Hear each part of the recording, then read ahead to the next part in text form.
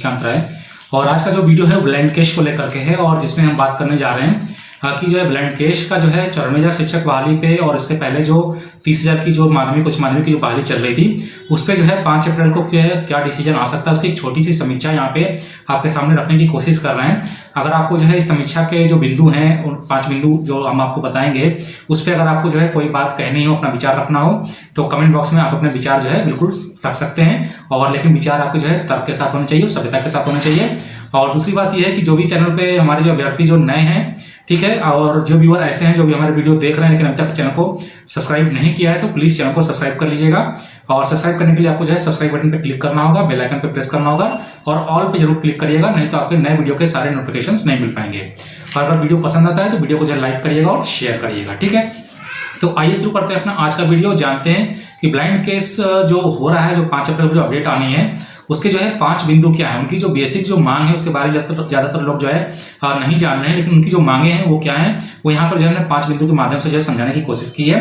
तो उसमें जो है सबसे पहला जो पॉइंट है वो ये है कि ब्लाइंड केस किया क्यों गया है। सबसे बड़ी बात यह है कि ब्लाइंड केस जो है क्यों किया गया है। और दूसरा जो बिंदु है कि क्या बिहार सरकार जो है ब्लाइंड केस अभ्यर्थियों को रिजर्वेशन पुनः देगी या फिर उसी रिजर्वेशन पे कायम रहेगी, ठीक है। उसके बाद जो तीसरा है कि अगर ब्लाइंड केस अभ्यर्थी केस जीतते हैं तो क्या होगा। और चौथा है कि अगर ब्लाइंड केस अभ्यर्थी केस हारते हैं तो क्या होगा।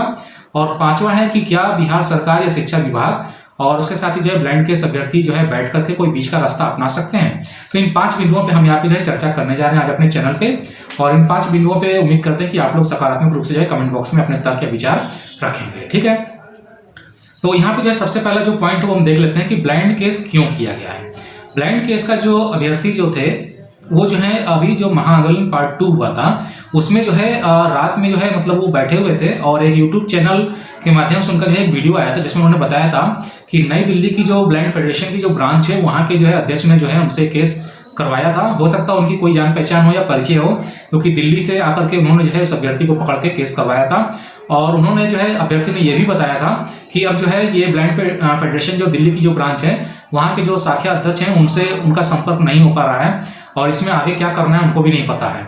लेकिन उन्होंने जो अपनी जो डिमांड्स थी वो बताई थी कि 3 डिमांड्स उनकी थी। पहली थी कि जो है नई सीट पे 4% रिजर्वेशन जो है दिव्यांग अभ्यर्थी यानी ब्लाइंड केस अभ्यर्थियों को भी जो है मिलना चाहिए। और उसके साथ उन्होंने ये भी कहा था कि जो पुरानी सीटें हैं उस पर भी जो है 4% रिजर्वेशन मिलना चाहिए। कहने का मतलब ये था कि जो है 94,000 जो टोटल सीटें हैं, ठीक है, कुल 94,000 सीटों पर जो है 4% रिजर्वेशन का कैलकुलेशन करके और सीटों का आवंटन जो है किया जाना चाहिए था नियोजन इकाई में। तो यहाँ पे जो है सबसे बड़ी बात यह है कि यहाँ पे अगर जो है नई सीट पे कैलकुलेशन होता है तो नई सीट पे जो कैलकुलेशन है तो उन्होंने ये भी बताया था कि उन्होंने जो है जिन नियोजन इकाइयों में जो अप्लाई किया था तो कुछ उन्होंने जो है पुरानी नियोजन इकाइयों में अप्लाई किया था। पुरानी नियोजन इकाई का मतलब है कि जो बैकलॉग भर्ती जहाँ पे थी, जहाँ पे की सीटें पहले से आरक्षित थी, 4% रिजर्वेशन मिला था, वहां उन्होंने अप्लाई किया था। और दूसरी बात जो उन्होंने नहीं बताई कि जहां पे नई सीटों का कैलकुलेशन किया गया, क्योंकि ऐसी बहुत सारी नियोजन इकाइयां थी, चाहे 6 से 8 हो, चाहे 1 से 5 हो, चाहे हाई स्कूल हो, चाहे इंटर हो, जहां पे नई सीटों का जो है कैलकुलेशन किया गया था वहां पर जो है 4% रिजर्वेशन जो है नहीं दिया गया है।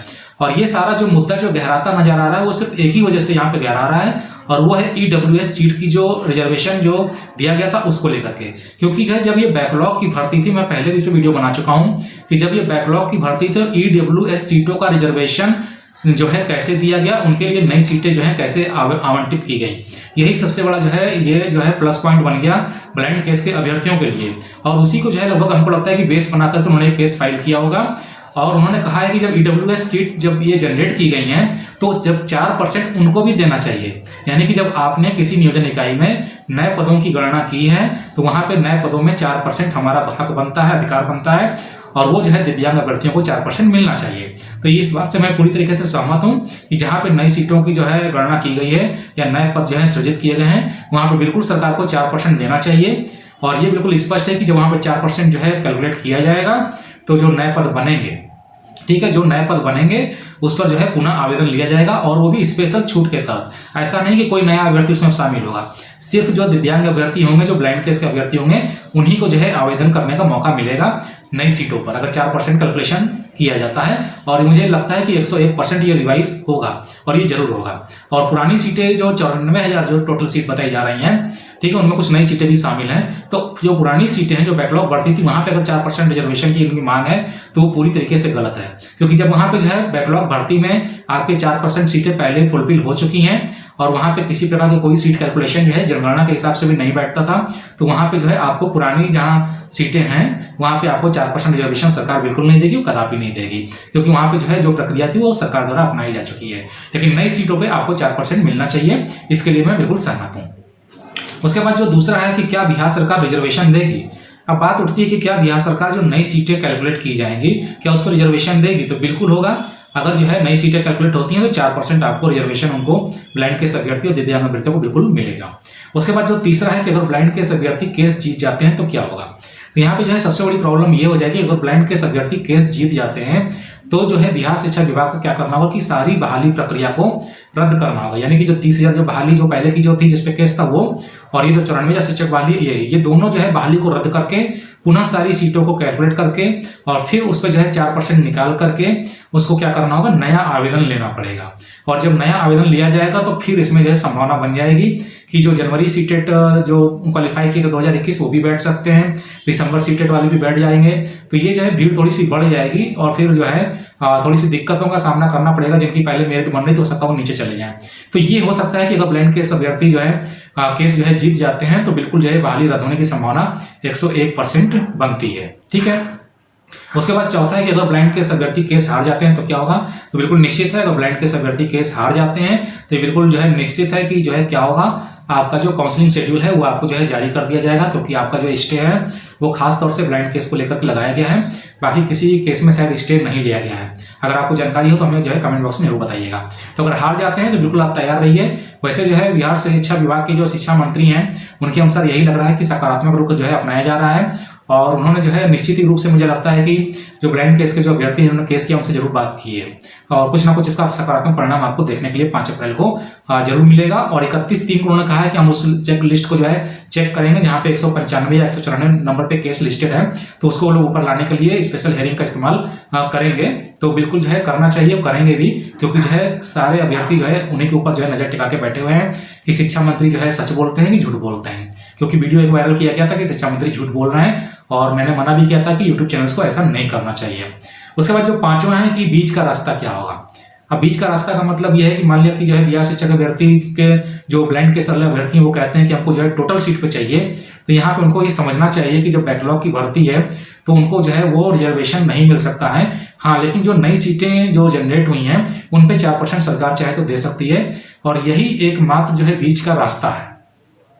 यही जो है ब्लाइंड केस में जो है कंप्लीटली जो है बीच का रास्ता यही है। और हो सकता है कि 5 अप्रैल को यही बीच का रास्ता अपनाया जाए कि जिन नियोजन इकाइयों में नई सीटें या नए पद जो है सृजित किए गए थे उन सभी पदों में, चाहे वो 1 से 5 का हो, चाहे 6 से 8 का हो, चाहे आपका 30,000 माध्यमिक उच्च माध्यमिक का हो, उन सभी पदों पे 4% रिजर्वेशन कैलकुलेट करके और उस पर जो है दोबारा से जो है ब्लाइंड केस के अभ्यर्थियों और दिव्यांग अभ्यर्थियों से हो सकता है तो पुनः आवेदन लिया जा सकता है।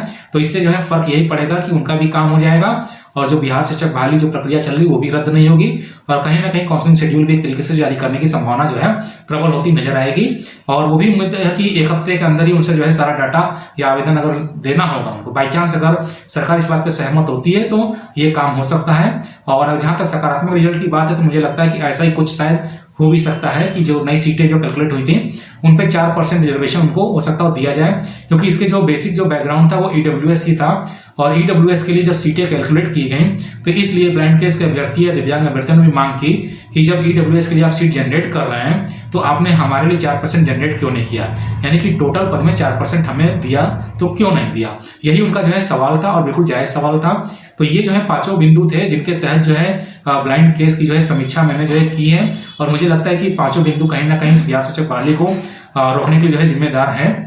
और इन्हीं 5 पॉइंट्स के ऊपर ब्लाइंड केस के अभ्यर्थियों का जो है भविष्य टिका हुआ है, और जो डिमांडें हैं वो भी जो है ब्लाइंड केस अभ्यर्थियों की यही डिमांड है जो मैंने आपके सामने रखी है। तो उम्मीद है कि वीडियो आपको जो है पसंद आया होगा। वीडियो को पसंद आएगा तो वीडियो को लाइक करिएगा, शेयर करिएगा और चैनल को सब्सक्राइब करना ना भूलिएगा। तो जल्दी मिलते हैं अपने नए वीडियो के साथ में, तब तक के लिए इजाजत दीजिए। धन्यवाद।